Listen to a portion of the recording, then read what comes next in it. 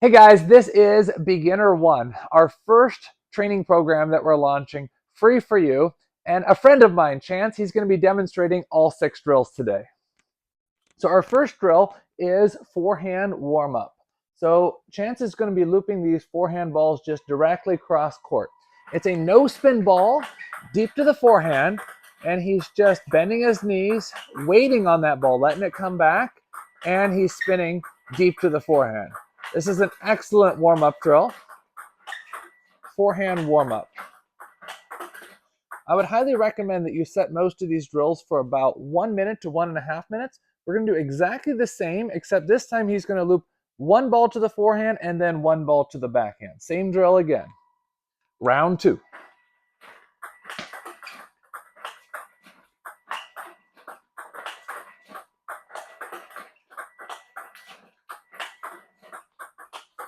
Good. And our second drill, hit that. If you want to set the duration, you can set the duration right there, and you can set a break. It's backhand warm-up. It's a no-spin ball directly to the backhand. He's going to loop all these balls cross-court to the opponent's wide backhand.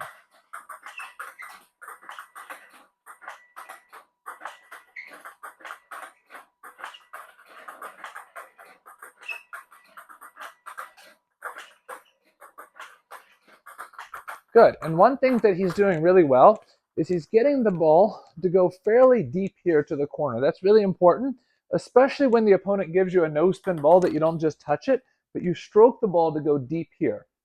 Now, we're going to imagine for a second that he's playing against a right-handed player, and we're doing a backhand-to-backhand rally, and sometimes he's going to surprise me to the wide forehand.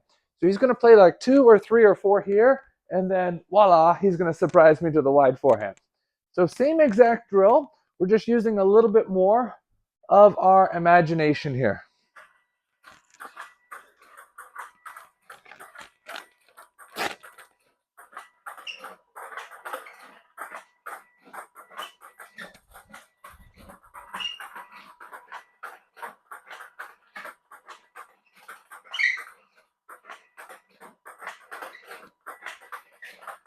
Excellent. Drill number 3 is backhand, middle, forehand. Now, in an actual match, some people will play this ball here with backhand. Some people will play it with forehand. I'm going to have Chance play this one with forehand. So he's going to play a backhand here, a forehand here, and then a forehand here. Now, I want him to hit all the balls deep here. So the thing that I want you to watch is how he opens up his hips to find the inside of the ball so he can play deep here. So we're going to do backhand, middle, and then forehand. Everything to the opponent's backhand. Here we go.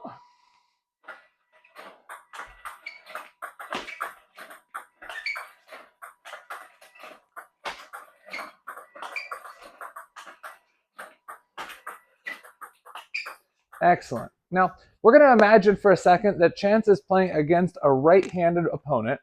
Sometimes the guy will be here in a game and he'll be blocking the other guy around. And this guy, out of a habit, will play all the balls directly back here. Okay. So when this opponent plays down the line, if he stays planted here, this is a golden opportunity to play here to the wide forehand. So we're going to practice that. These 2 balls we're going to hit here to the backhand. This one here, we're going to expose that wide forehand there. Here we go, same drill, backhand, middle, forehand.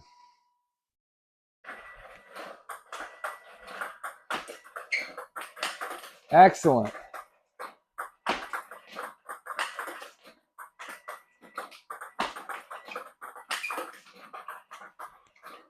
Good. So the more imagination you can use as far as a real opponent, the more benefit you're going to get, because you're going to actually picture real scenarios that you're going to be playing in match play. If you're just looking at a black pipe and you're seeing a ball come out and you have no association with match play, it's not going to be as beneficial. So to really imagine your rival over there and playing against him is going to give you more benefit hour for hour for your practice. 4th drill is going to be 1 forehand, 1 middle. 1 forehand, 1 middle. Coach Chance is going to play forehand on both of these. Now, the thing that I want you to watch is how he's able to transfer the weight from the right foot to the left foot. It's here and here, here and here, and he's going to be looping all those balls cross court directly to the forehand. Here we go. Drill number 4.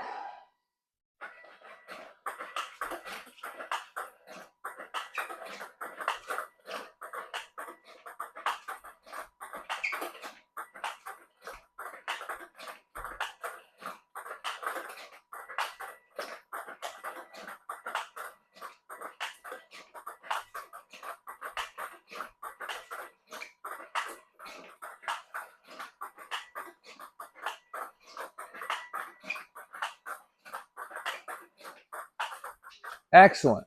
Now, if you feel like you're not fast enough to get there and do that full weight transfer, instead of doing the drill at 55 balls a minute, there's nothing wrong with slowing down. Do it 40 or 45 and get the movement right. As you get better, then do a little bit faster, but we really want to make sure that we're able to keep the balance, positioning, and timing. Now we're going to do the exact same drill, but we're going to do one that's a little bit more challenging. It involves being a little bit smarter as far as where you're hitting to. Okay? So this wide ball here, he's going to play to either corner, and then he's going to play middle against middle. So this one here, he goes to either corner, and then middle against middle. And there's a specific reason for this, and as soon as he's done, I'm going to talk to you about it for just 1 minute. All right, here we go. Wide goes wide, and middle goes to middle.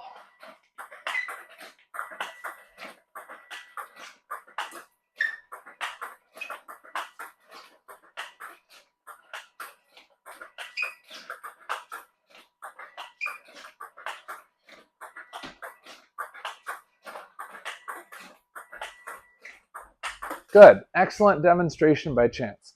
Now, the reason that when I'm playing, I particularly like to play from wide to wide is because if I play against their wide forehand here, let's just say my opponent plays to my wide forehand and he's guarding here, he can cover the middle fairly easy because his body is here. Same thing if I play way over there, go way over there, and I'm watching here, I can cover the middle fairly easy, okay? But I can't cover both wide angles. So from wide, if he's able to hit wide, a lot of times he can catch me. From the middle, it's very difficult for me to cover both sides.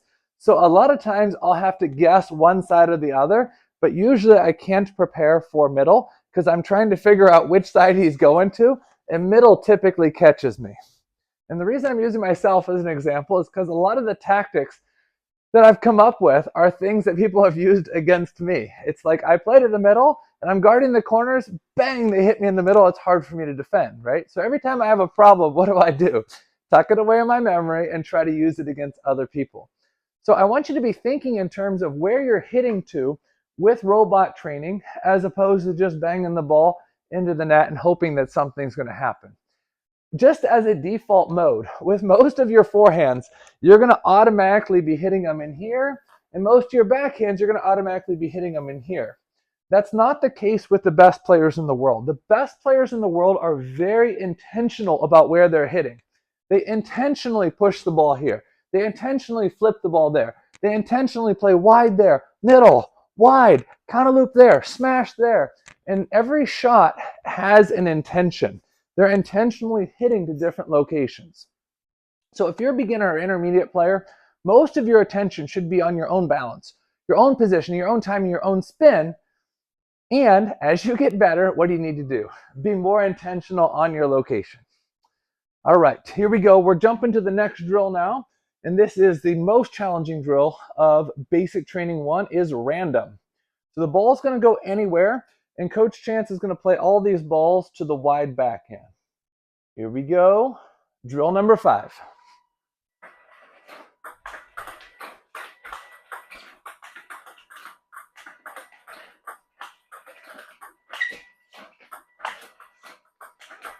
You can notice that he keeps his racket in front and neutral, and then he's looking to generate spin from both sides. If he were to take his racket back, he'd be fine on that side, but oftentimes we get caught on the other side. So his feet are active, he's leaning forward, his racket is in front, and then he's adjusting for both backhand and forehand. Excellent. All right. Another variation of this one would be targeting 2 points. I actually did this with one of my online students this week. Is I put a water bottle here, and I put a water bottle here, and I said, it's random, and you need to play to either here or here, not in the middle. Okay? So if I had 2 targets, I'd put them here and here. Since I don't have my targets out, we're just going to imagine it. And Coach Chance is going to adjust for the random balls and hit here or here. What does he need to look at? Does he need to look at the table or the incoming ball? Well, the table's not moving, the ball is. So he's going to watch the incoming ball and just have a sense or a feel of where to hit to. If he makes a mistake and accidentally goes a little bit here, a little bit short, it's okay.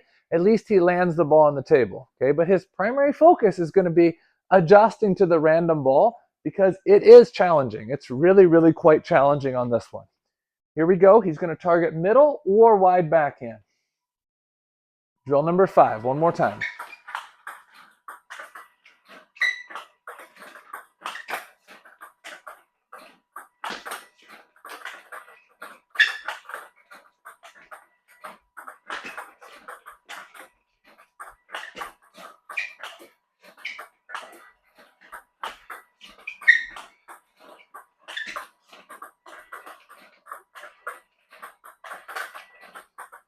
Excellent, excellent, excellent. Now, one of the comments that I get from a lot of my online students is, Samson, when I'm trying to target different spots, I feel a little bit less comfortable. I'd rather just hit the ball. And I usually tell them a really bad story. This is a really bad story. It's a sad story, but I got to tell you. When I was a teenager, a lot of people would come up to me after they'd beat me, and they'd say, "Man, Samson, you played good, but I never played so good against anybody as I did against you, Samson." And I was a continuous story over and over and over. People are telling me, I always play so good against you. And you know what it was? It was my ball placement, right? I had pretty good shots. I was running all over the place, diving for shots. And almost all my forehands were going right here. And almost all my backhands were going right there. So essentially, I was hitting their racket. So they had this sensation or feeling that they were playing good. Really, it was my bad tactical play. So as you yourself want to get better from robot training, you also have to think, how can I place the ball to make them get worse? Table tennis is not a sport that you do your thing and they do their thing and whoever crosses the finish line wins. This is not like running or biking or weightlifting. This is a different sport that requires you to knock out your opponent, right? So what do we need to do? Work on our ball placement. It's a frustrating thing sometimes because the drill goes harder than you think, but the benefit is a lot higher when you can work on your placement. Final drill for this session is going to be high no spin balls to the forehand. Now, before we start this one, I have to remind you, if it was a high topspin ball, it would hit, it would be coming out quite deep. So Coach Chance would be back here, all right? If it was a high backspin ball, it would hit and kind of float in here, but this is high no spin, so it kind of sits up in here. So most of the time when you see an actual lob, you'll see the guy attacking from back, but Coach Chance is going to attack from fairly close because the ball is here. Small subtle variations between here and here and here and here. He's going to get in position and he's going to loop all these balls deep there to the forehand. Okay, but it's going to be subtle variation. It's half table random. Here we go.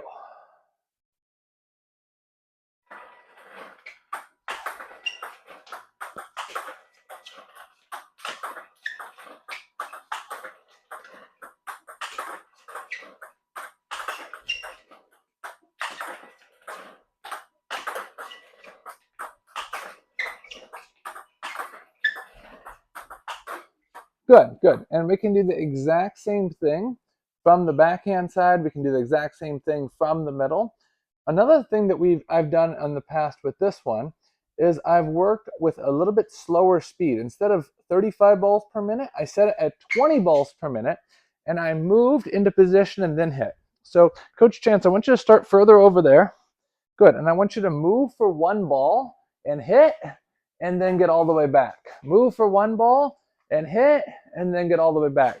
The reason that this one is beneficial, I like doing this one myself, is because oftentimes when they're lobbing, they give you balls here or here or here. So sometimes you have to make a bigger jump to get there. Sometimes it's not always this little jump. You got to play your forehand. And then when you get there, you've got to be able to give good speed and spin. So 20 balls a minute, fairly slow. You're going to jump for that wide forehand and then hit. You can hit anywhere on this one. Here we go.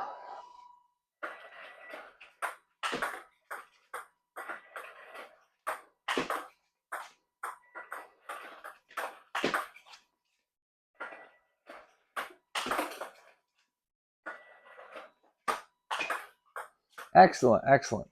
And in the next 3 programs that we're going to be demonstrating, you're going to see a lot of that. You're going to see a lot of us isolating one ball and getting that ball again and again and again. Why? Because we need to have one strong shot on this one. But like Coach Chance did, as soon as he hit, instead of watching his shot, he instantly got back into position. I was recently watching golf, and when they're teeing off in golf, they just kind of freeze and just kind of watch their ball sail, right? This is not golf. The ball is coming back again and again and again and again. So on all the drills that we're isolating one ball, I want you to really prepare, get ready for the next ball. There's nothing wrong with getting one ball stronger as long as mentally you're ready for the next ball. Thanks for watching, and make sure you watch the next 3 videos as well.